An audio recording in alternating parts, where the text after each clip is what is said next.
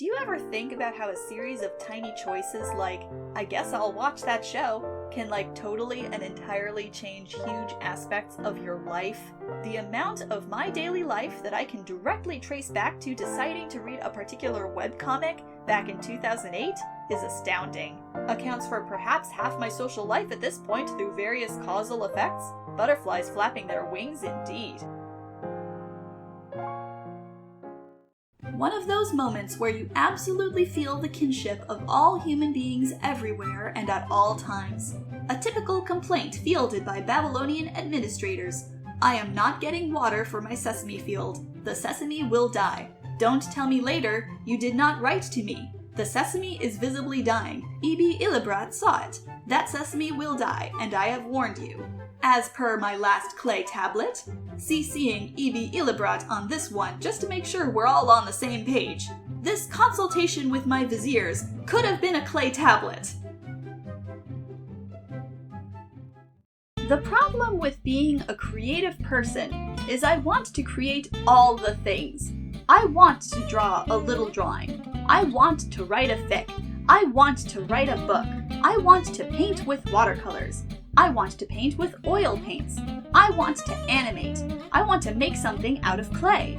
I want to sew a dress. I want to play a song on the ukulele. I want to play a song on the cello. I want to play a song on the harp. I want to write a song. I want to write a musical. I want to make a webcomic. I want to make a video game. I want to do everything! But I don't have the time, or money, or motivation. Been there, still haven't done all that. Life actually gets better when you leave the house consistently, by the way. I'm serious. If you don't know where to go, just wander. Go to the store and don't buy anything. Go to the library just to sit and do whatever you were going to do at home. Go to a park and just walk around or sit outside for a bit, weather permitting, of course. Just put some headphones in and walk around the block a couple times if you really have nothing else to do. Just getting a bit of air and change of scenery is so good for you. Me going on a stupid daily walk for my stupid mental and physical health. Me the first few weeks of forcing myself to go on daily walks. It gets better though. Look at nature. Look for birds, or bugs, or mushrooms, or herbs, or plants, etc. Take pictures or notes about what you found. As someone whose advice is often just right, what do you feel about plotting out books in advance, or about people who swear that it is the only correct method? That's just right too, and you'll probably need some kind of a plot, even if it's just, she'll go through the door into the other world and she'll meet the other mother, and then she'll come back and then she'll have to go back again and sort things out. It's not automatic writing, but how much detail you need and what you invent as you go is going to change. What I don't enjoy doing is plotting too tightly, because it feels like I'm too constrained by something past me decided. I would rather feel I was collaborating with past me, and throwing balls in the air for future me to catch. Nobody who says, this is the only way to write, is ever telling you the truth, unless they add, for me at least, at the end of their sentence.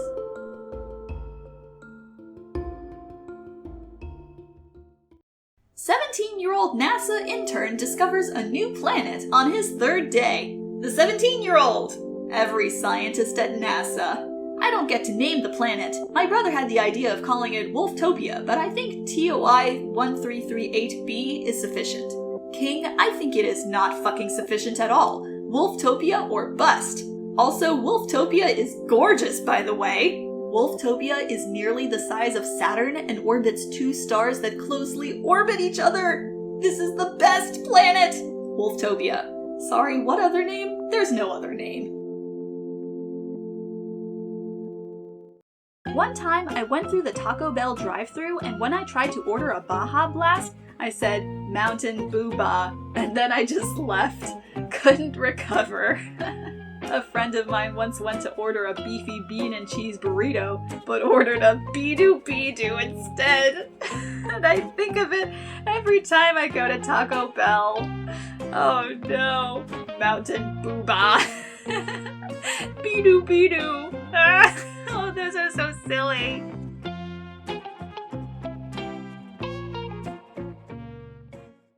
You know the biggest loss of the decline of physical media and the rise of streaming? DVD special features.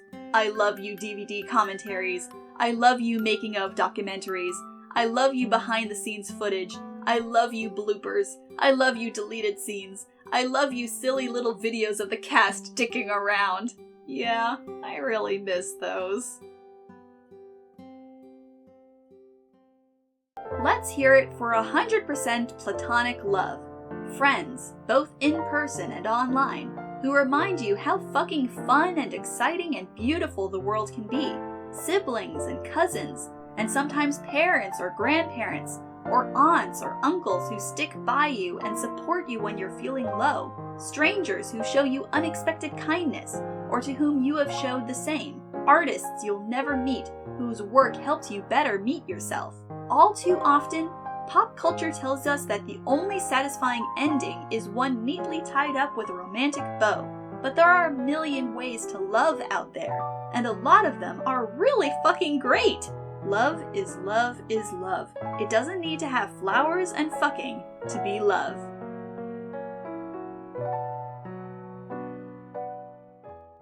I like the found family trope as much as the next person, but it really irks me to see so many dynamics forced into replicating the nuclear family.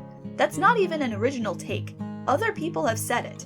It just bugs me in particular, since I really hate it when this dynamics results in uneven emotional labor between characters who should be equals otherwise. Also, trying to shove characters into the dad role, or this is the older brother figure, completely erases the ever-fascinating dynamic of there are no words to describe what we are to each other, we just know there is love. Like, that's the good shit. Relationships that are just a little bit of everything. I am in love with you. You can decide what that means. Me rambling. We need to go back to using sailing ships full-time, like immediately.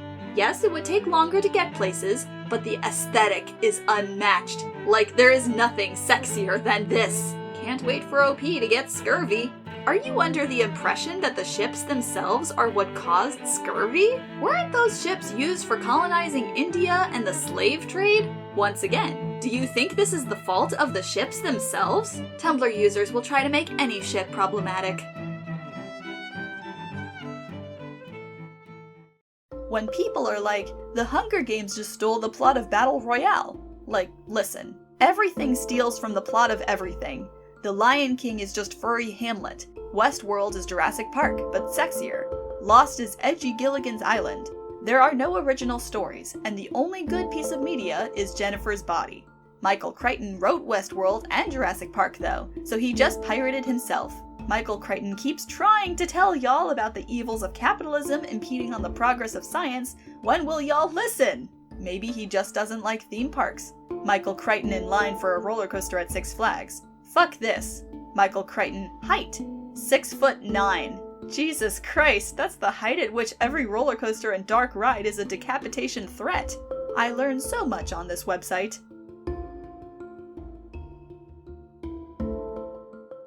Making memes on Photoshop. Making memes on Paint. Making memes on Snapchat. Drawing memes. Lining up a piece of paper with the teacher's slideshow and taking a photo. Is this the meaning of Ascended? This is some next level shit right here. He mastered making memes. He went beyond the generic expectations of us, the plebeians of the internet, and succeeded to go above it as a show of his true talent and power. Brilliant work. Blowing minds right there. This, my friends, is the meaning behind the saying, think outside the box. Literally.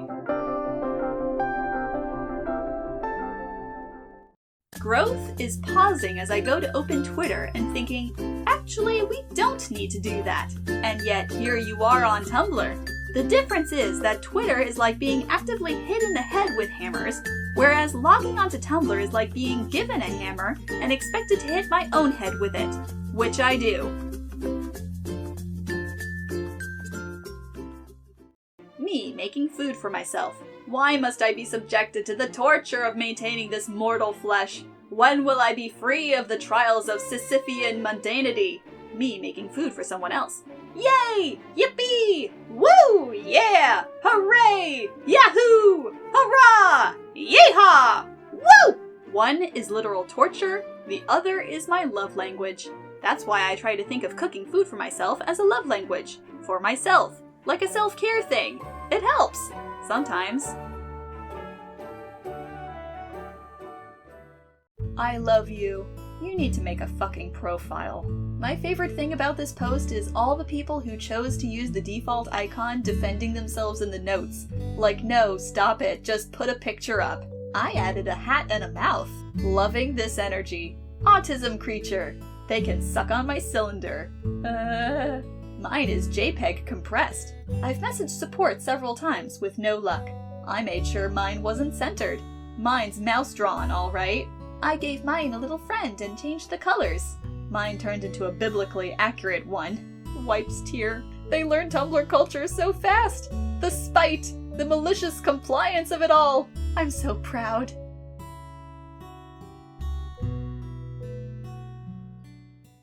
Like, there comes a point where you think something is fundamentally wrong with you, and then it turns out it's just Friday, and you haven't washed your hair in 3 days.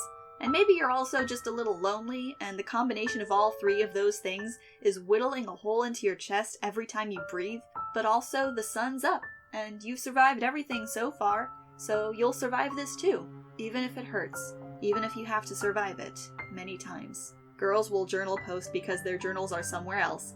It'll be okay, it'll be okay, it'll be okay.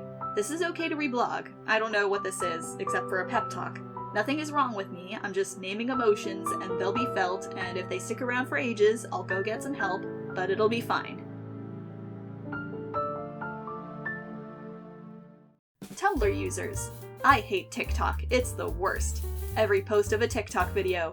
12,746 reblogs, 45,094 likes.